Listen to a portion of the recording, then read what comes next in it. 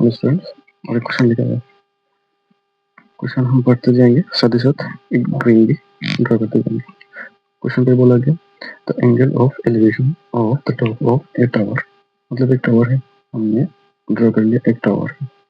अब बोला ये है क्या टॉप, ये क्या बॉटम, टॉप ए बॉटम बी पॉइंट, ये क्या है ग्राउंड है, ये एक ग्राउंड है, ठीक है। अब बोला the angle of elevation, angle of elevation of the top, जो टॉप है उसका जो एंगल ऑफ एलिवेशन है, मतलब नीचे से ऊपर तक, नीचे से ऊपर तक, मतलब ये वाला जो एंगल होगा वो एंगल ऑफ एलिवेशन होगा। यहाँ पे हमने पकड़ लिया point C.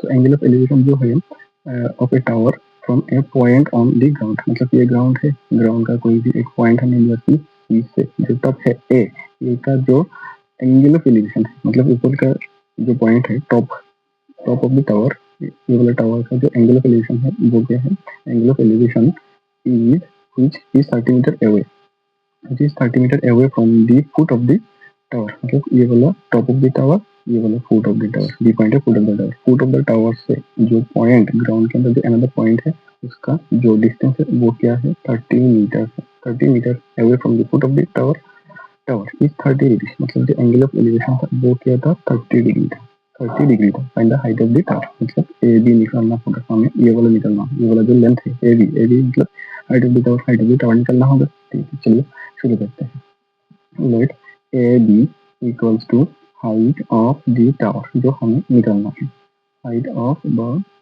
Tower, A B equal to height of the tower जो हमें निकालना है। दूसरा डी सी, डी सी मतलब क्या डिस्टेंस, इसका डिस्टेंस, इसका डिस्टेंस है ये डिस्टेंस between, distance between इसका foot of the tower, foot of the tower to the point on ground, on the ground, ठीक है, on the ground, ठीक है। इसके बाद angle A C B equals to क्या है 30 डिग्री, मतलब angle of elevation equals to angle of elevation, angle of elevation है ना, एंगल ऑफ एलिवेशन। चलिए बाकी शुरू करते हैं। हमें निकलना क्या, ए बी निकलना होगा, ए बी मतलब हाइट ऑफ द टावर। हमें क्या क्या दिया है, ये वाला पार्ट दिया है और एंगल ऑफ एलिवेशन दिया है। तो ये वाला पार्ट दिया है, तो ये वाला क्या 90 डिग्री, ये परपेंडिकुलर हो गया, ये बेस हो गया, परपेंडिकुलर डिवाइड बाय बेस क्या होता है tan theta. Now using from triangle A B C, A B C, from triangle A B C we get, हमको क्या मिलता है ए बी, ए बी मतलब perpendicular divided by B C यानी base equals to 10 कितना 30 degree, perpendicular ये perpendicular ये base, perpendicular divided by base equals to 10 30 degree. तो ए बी का मान हमें पता नहीं, A B as it is रहने दो, B C, B C equals to 30 degree, B C मतलब बी से शुरू होकर सी तक, बी से शुरू होकर सी तक, B C equals to 30 metre. तो 30 इक्वल्स टू 10 30, 10 30 का मान हमें पता है 1/√3।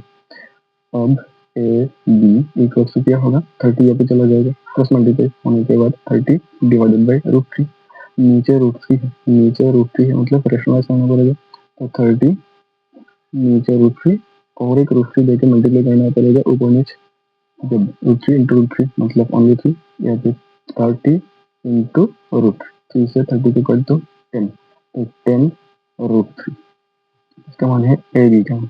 तो ए बी का मान क्या होगा 30√3, ए बी का मान 10√3, ए बी का मान क्या है 10√3।